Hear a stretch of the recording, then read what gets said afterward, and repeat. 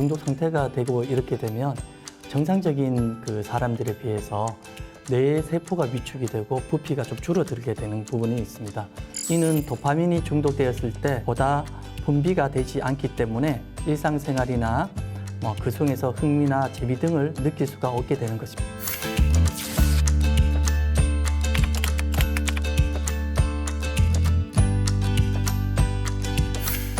무조건 많이 먹고 또 자주 먹는다고 해서 중독이 아니라 그 행동으로 인해서 일상생활에 문제가 있는지에 따라서 중독으로 구분합니다. 심하게 외로움을 잘 타거나 또 자존감을 상실한 사람들은 다른 사람들에 비해서 중독에 또 쉽게 빠질 수 있다고 생각합니다.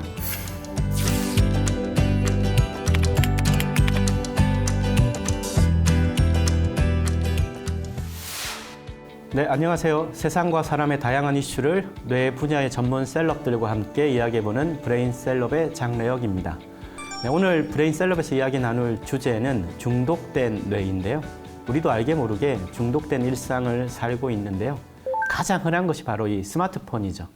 시작에 앞서 우리 스스로 스마트폰이나 인터넷 관련 중독 증세를 자가 체크해보는 시간 가져볼까요?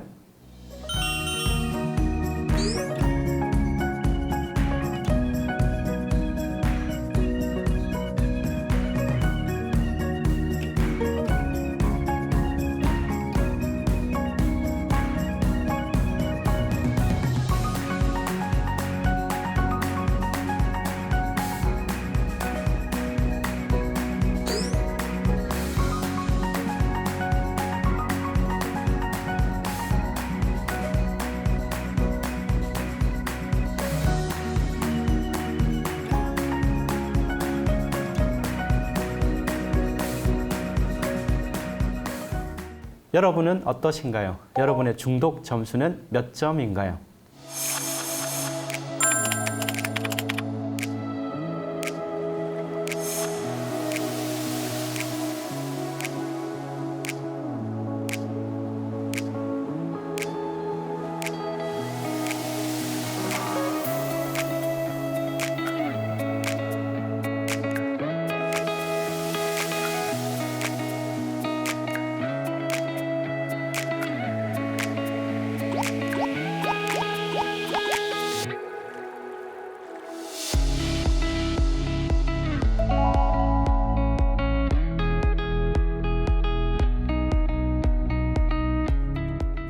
오늘 함께 하실 브레인셀럽은 김천대학교 대학원 상담심리학과 장기덕 교수님, 네, 그리고 국가공인 브레인 트레이너이자 명상 전문가 김미소 트레이너님 모셨습니다. 네, 안녕하세요. 안녕하세요. 저희가 체크해 본 게 이제 스마트폰 인터넷 중독 체크리스트인데요. 점수에 따라서 결과가 궁금한데요. 두 분은 어떻게 나오셨습니까? 저 같은 경우에는 다행히 24점 정도가 나왔습니다. 특별히 제 인터넷이 없다고 해서 불안하거나 이렇지 않아가지고 제 점수가 저 정도 나왔던 것 같습니다. 우리 트레이너님은 어떠셨습니까? 원래 인터넷에 그 목적을 가지고 들어갔는데 다른 관심사에 빠져가지고 시간이 흘러서 원래 했던 그 목적을 잃어버린 경우는 가끔 있는 것 같습니다. 네. 저희가 인터넷 중독에 대해서 체크를 해봤는데 중독된 뇌의 오늘 주제니까 이 중독이란 무엇인가 이렇게 한번 먼저 짚고 넘어갈 필요가 있을 것 같습니다. 예, 중독이라고 하는 것은 특정한 물질이나 행위로 인해 신체적, 정신적, 사회적 문제가 발생함에도 불구하고 스스로 사용을 조절할 수 없는 상태를 말합니다. 우리 그럼 트레이너님은 좀 이렇게 사례를 들어주시면 또 이해가 더 빠를 것 같아요. 저희 내담자인 A는 60세로 규모가 작지만 내실이 있는 회사의 사장이었는데요. 그 회사가 잘 될 때는 문제가 없었는데 경영이 어려워지자 이 술 마시는 태도가 좀 달라졌는데요. 계속 술을 마시고 주변에서 이제 염려가 되니까 이제 그만 마시라고 이렇게 말려도 화를 내고 난폭하게 구는 거예요.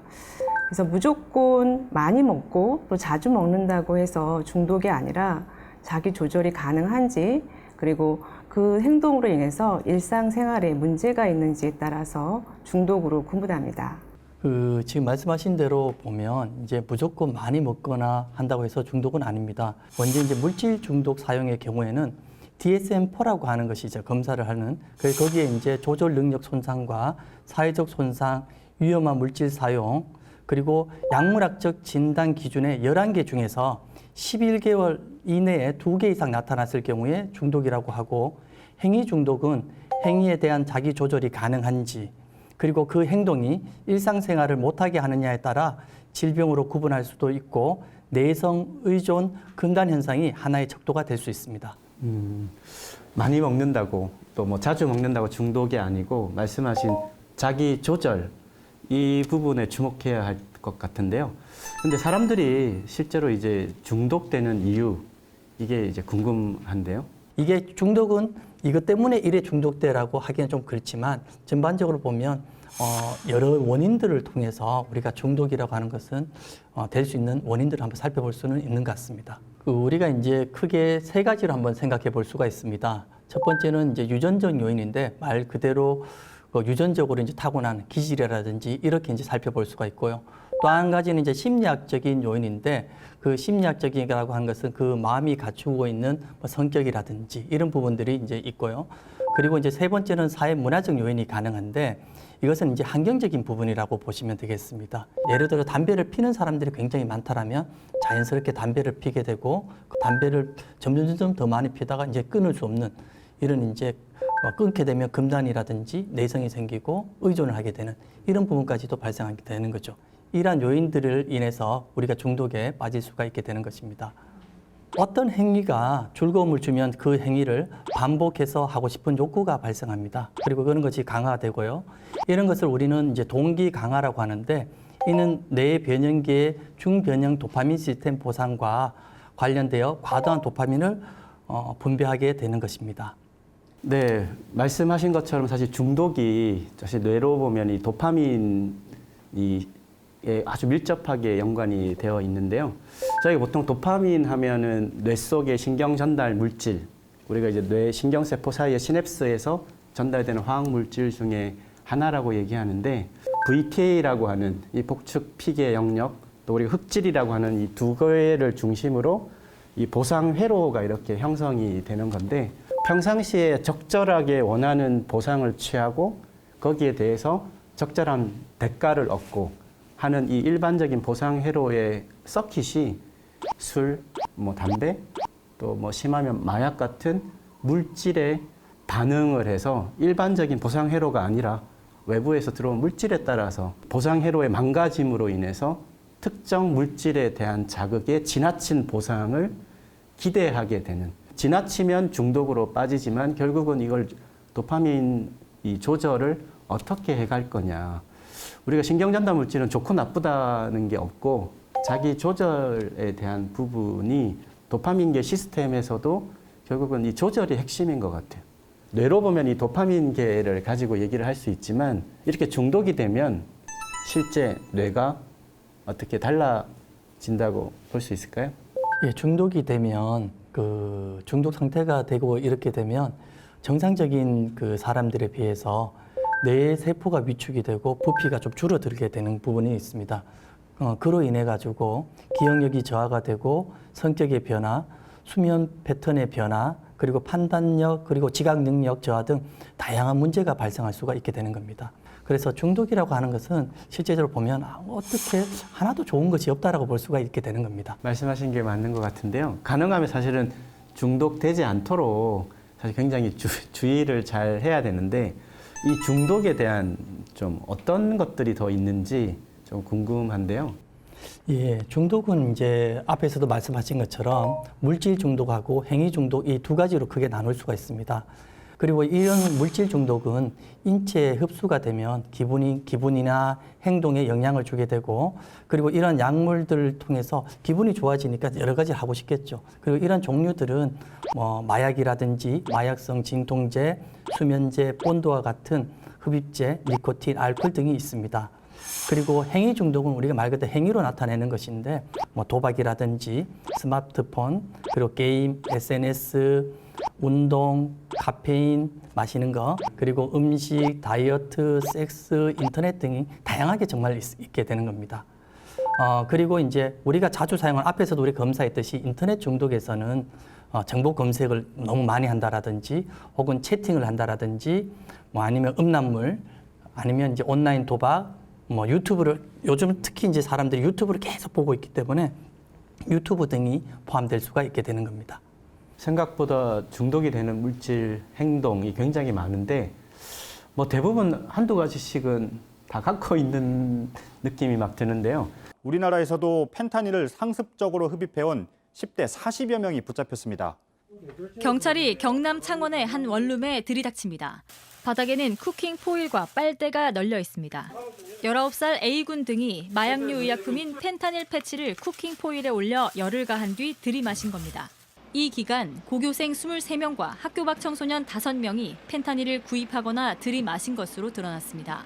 요즘 사실 이슈가 조금 뉴스에서도 많이 되는 게 마약성 진통제, 펜타닐 뭐 이렇게 좀 가끔씩 들었던 것 같아요. 10대 청소년들이 마약성 진통제인데 이렇게 손을 많이 대고 있다고 하는데 왜 그런 걸까요? 우선은 이제 우리 청소년들의 삶을 좀 바라볼 부분이 있습니다. 청소년들의 삶이 사실은 이제 공부라든지 근데 공부를 빼놓고 특별히 없어요. 없다 보니까 청소년들이 쉽게 자신의 기분을 좋게 하는 것이 무엇인가 본문을 통해서 그거 참 괜찮더라. 그거 하고 나니까 우리가 기분이 참 좋더라. 그러다 보니까 이 자연스럽게 마약을 많이 하게 되는 것 같고요. 그러면 이제 어떻게 이것을 좀 해결해 줄 수 있을까라고 했을 때 아이들이 정말로 기분 좋게 할 수 있는 운동이라든지 이런 대체 활동들을 할 수 있는 공간들을 만들어 준다라면 이런 것이 많이 줄지 않을까 그렇게 저는 생각합니다. 게임하는 경우에도 사실 중독 때문에 그 WHO에서 이걸 질병 코드로 뭐 하니 많이 엄청 시끄러워 이슈가 됐었는데 사실은 누구는 게임 중독이 되고 누구는 우리나라가 세계에서 처음으로 만든 직업이라고 하는 프로 게이머가 되고 이 차이가 사실은 궁금해야 하거든요. 네, 어떻게 생각하십니까? 네, 저는 그 몰입과 중독의 차이라고 생각하는데요. 몰입이란 자신이 하는 일에 완전히 집중해서 몰두하여 자기가 긍정적인 결과를 나타내는 활동이고 반면에 중독이란 지나치게 몰두해서 의존하게 되고 자기 조절을 상실하게 돼서 부정적인 결과가 나타나는 현상인데요. 프로게이머와 인터넷 게임 중독자의 뇌를 MRI로 비교했는데요. 그 결과를 보면 프로게이머의 뇌는 게임 중독자의 뇌보다 대상 피질이 커져 있었습니다.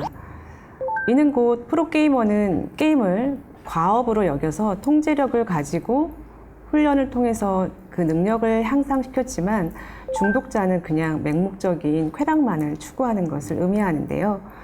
칙센트미아이는 몰입이라고 하면 플로우라고 이야기했습니다. 그 흐름이라고 하는 말로서 우리가 이야기하는데 이 몰입과 중독의 공통적인 것들은 많이 있어요. 특징적으로 뭐 시간이 가는지 모른다 이렇게 그리고 거기에 대해서 목표의식을 가지고 있다 등이 있는데 제가 생각할 때는 중독과 몰입의 가장 큰 차이는 그것을 이제 마무리했을 때라고 생각합니다. 하고 난 뒤에 몰입의 경우에는 내가 성취감을 얻었고 쾌락을 얻었고 즐거움을 얻었고 또 다시 하고 싶다는 생각이 든다라면 대부분 이제 중독의 경우에는 하고 난 뒤 이거 내가 또 이렇게 했구나 허탈감이라든지 패배감이라든지 이렇게 드는 것이 몰입과 중독의 가장 큰 차이라고 생각합니다. 네, 지금 게임 중독 또 마약 등 다양한 중독을 사실 얘기를 하는데 우리가 물질이나 행동에 따른 중독에서 그렇게 빠지는 이유가 다른 건가요? 이제 알코올 경우에 같은 경우에는 프로이드의 정신 분석학이라고 하는 것에 하면 우리가 발달 단계에 있어서 구강기 단계에서 충분하게 자신의 만족을 얻지 못했을 경우입니다. 그러면 이 부분이 이제 구강기에 욕망이 고착이 되다 보니까요, 사실은 담배나 술도 같은 거예요. 그래서 습관성 음주로 발생할 수가 있고요, 발전할 수가 있고, 또 이제 특히 이러한 것들 때문에 또 부모가 또 한편으로 이제 과잉 보호를 하는 경우에는 의존하는 욕구가 강해질 수가 있습니다. 이때 부모로부터 욕구가 좌절이 된다라고 하면 다시 폭음을 하게 되고 이렇게 되는 경우가 있고요. 또 이제 술을 마시지 않으면 어떤 일을 해결할 수가 없고, 그리고 술은 반드시 나의 친구다와 같은 비합리적인 신념, 그리고 부정적 신념을 가졌을 경우에도 이런 이제 중독이 지속적으로 발전이 되고 그렇게 될 수 있습니다. 그리고 이제 우리가 도박인 경우에는 주의 평양성이라고 하는 이야기가 있는데요. 잃어버린 거는 기억 못하고 잊어버린 거는 근데 내가 딴 기억만 남게 되어서 그러면 내가 도박을 하면 나 잘할 수 있어 라고 하는 부분과 또 하나는 이 도박을 하는 사람들이 나는 전문가야. 전문가이기 때문에 나 잘할 수 있고 그리고 스스로 내가 잘 통제를 할 수 있기 때문에 다음번에는 더 많이 딸 수 있을 거야 라는 생각을 가지게 됩니다. 네, SNS 중독으로 오신 분들이 이제 많으신데요. 젊은 분들도 그렇고 나이 드신 분들도 이제 SNS를 많이 하고 또 이제 올렸을 때 좋아요가 없으면 굉장히 실망하거나 또 낙심하고 다른 사람들에 대한 삶에 대한 질투나 부러움이 많고 자기가 이제 과시하고 싶은 욕구에 빠져들게 됩니다. 그러다 보니 SNS에 올리기 위해서 사진을 찍다가 사망하는 경우도 봤는데요. 네, 그리고 이제 많이 여성분들은 이제 쇼핑을 즐겨 하는데 자기가 이제 버는 돈보다 훨씬 더 많은 돈을 쇼핑에 쓰면서 실제로 사용하지는 않지만 쇼핑을 함으로 인해서 일어나는 도파민 그런 즐거움을 즐기는 분들이 많고요. 네, 다음은 음식 중독인데요. 식사를 조절하지 못해서 오시는 분들이 많은데 배가 고플 때 식욕 촉진 호르몬이 분비되고 또 내 시상 하부에 음식을 먹으라는 명령을 내리고 배가 부르면 내장 지방으로 분비된 렙틴이 뇌로 가서 그만 먹으라고 명령을 하는데 음식 중독이 된 사람은 이런 과정을 무시한 채 그냥 막 먹게 되는 거죠. 이렇게 해서 항상성을 유지하는 시스템을 망가지게 하고 또 식이장애까지 발생합니다.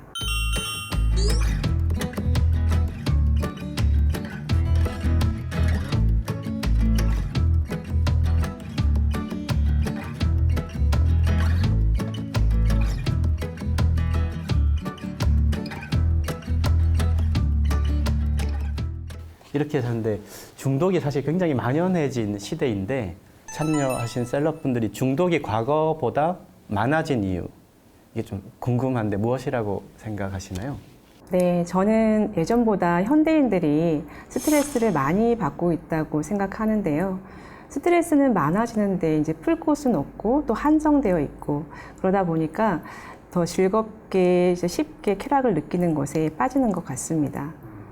저 또한 이제 스트레스가 원인이 되어 현대인들의 정신건강에 문제가 생겨서 중독이 늘어났다고 생각합니다. 이게 무엇보다도 이제 바쁜 삶, 일상에서 너무나 바쁘고 그리고 복잡하고 이런 삶이 이제 영향을 주고요.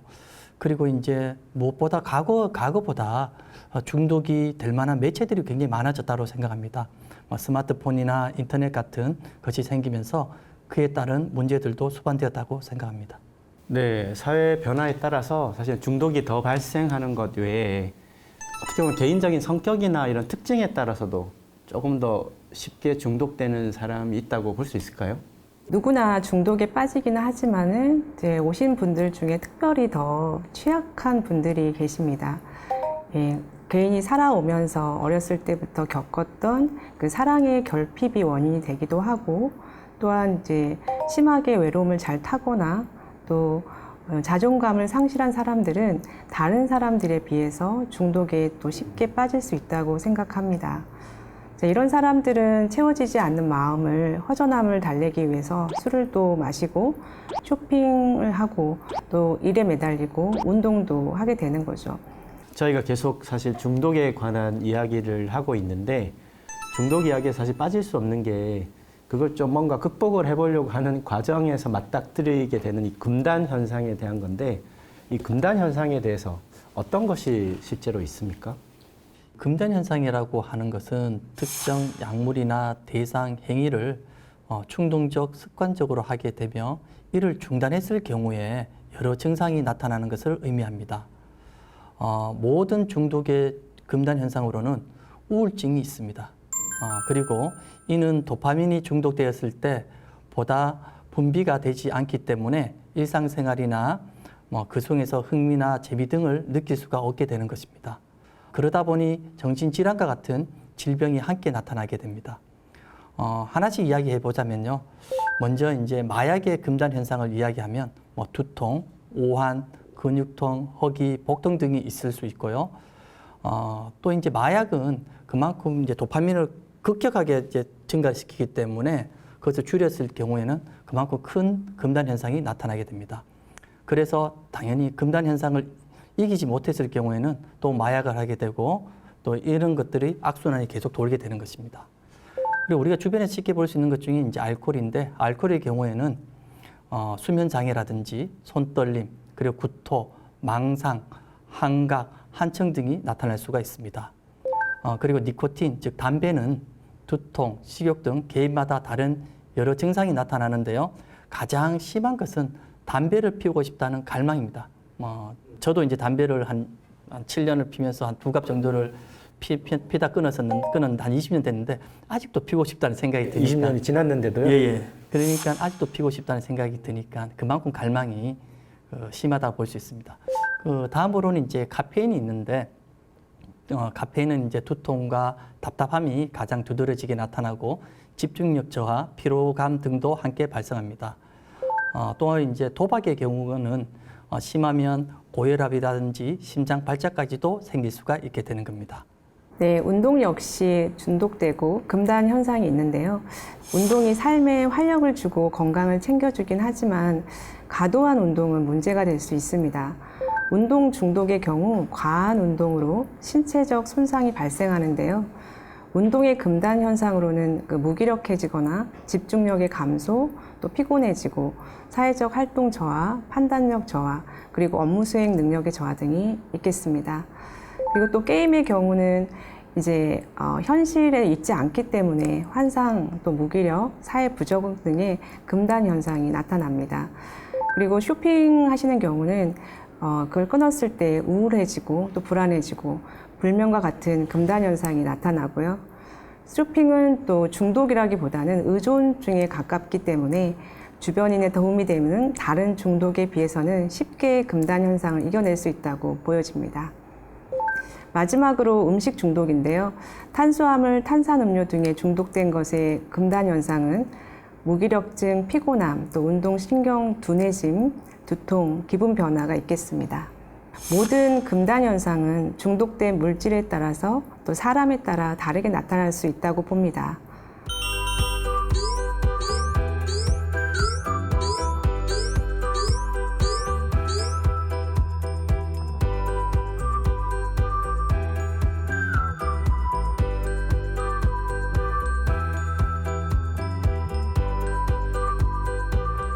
저도 뭐 한두 가지 증상, 중독 다 있는 것 같은데요.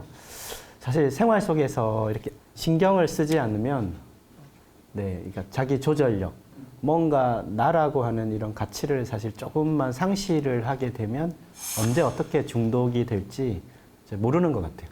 정신을 똑바로, 정신 차려, 뭐 이런 말을 평상시에 하는 것처럼 정신을 똑바로 차리고 살아가야 되지 않을까 그런 생각이 들고, 사실 우리 뇌가 있는 한 우리 모두는 지금 같은 도파민 분비가 아주 잘 될 수밖에 없는 이런 현대 사회에서 우리 모두 언제든지 중독에 걸릴 수 있다는 사실을 조금 인지를 하고 해야 될 것 같습니다. 자, 그럼 2부에서는 중독에서 벗어나는 방법, 이야기를 나눠보겠습니다. 그럼 다음 시간에 뵙겠습니다. 감사합니다. 감사합니다. 감사합니다.